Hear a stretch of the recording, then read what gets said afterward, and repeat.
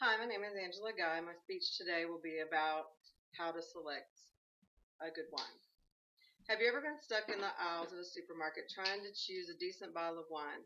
It could be a daunting prospect. The unlimited array of red, white, pink can be so overwhelming that you either end up picking the most decorative label or opting for a special offer when at a loss about what to buy. In the next few minutes, my goal is to inform you of the best way to pick the perfect bottle of port without breaking the bank. You don't have to pay through the nose for a decent bottle. Between $8 and $12 would be a good marker. People often forget to factor in the duty tax on wine. So if you're paying $3.50 for a bottle of wine, there's not a lot spent on the grape and probably won't taste very good. Often, expensive wines are overpriced, so look for good offers in supermarkets or get a recommendation on a mid-range bottle instead.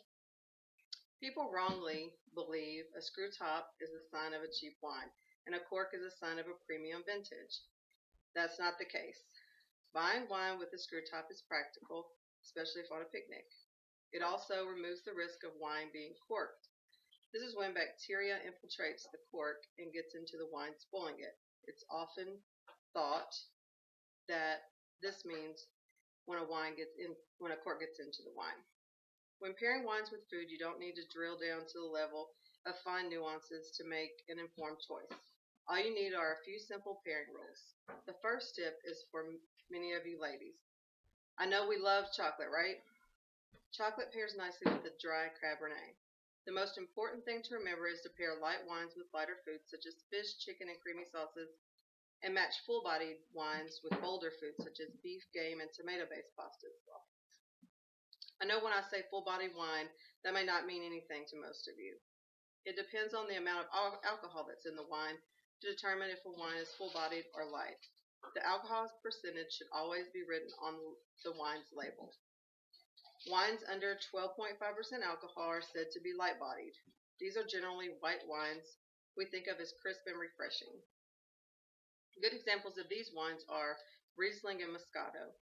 Wines between 12.5% and 13.5% are considered medium-bodied.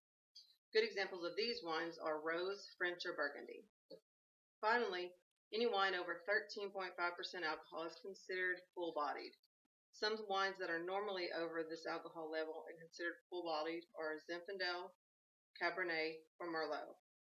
While the majority of wines over 13.5% alcohol are usually red, Chardonnay is a great example of a white that can often be considered full-bodied. How many of you have heard someone say you need to let the wine breathe and wonder why?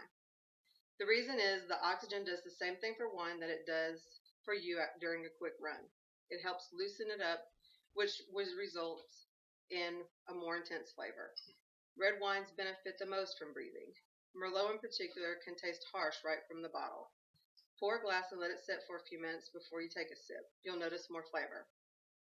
Deciding to give a gift of wine to a newly married couple as a housewarming gift, to a hostess of a dinner party, or as a corporate gift means that you need to make a few decisions prior to making your purchase. If you know the recipient of the gift well, then choosing a wine you know they like is straightforward. If you don't know them well, however, you're faced with several questions, such as how much to spend, what kind of wine to buy, either red, white, or sparkling, or if you should purchase a foreign or domestic wine. Buying wine as a wedding gift can be more elaborate than buying a bottle to give as a hostess gift. When purchasing for a wedding gift, consider several different bottles of varying wines and prices to help the couple begin their wine collection. If giving wine as a corporate gift, consider purchasing wines for which you can order personalized labels.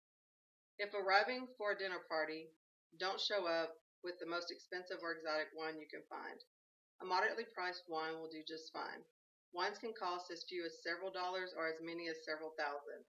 Unless you know the gift recipient is a wine enthusiast or is very knowledgeable, chances are they won't appreciate the fact that your wine costs so much money. For a hostess gift, a bottle of $20 in the $20 range would be just fine, whereas for a wedding, you may want to spend considerably more.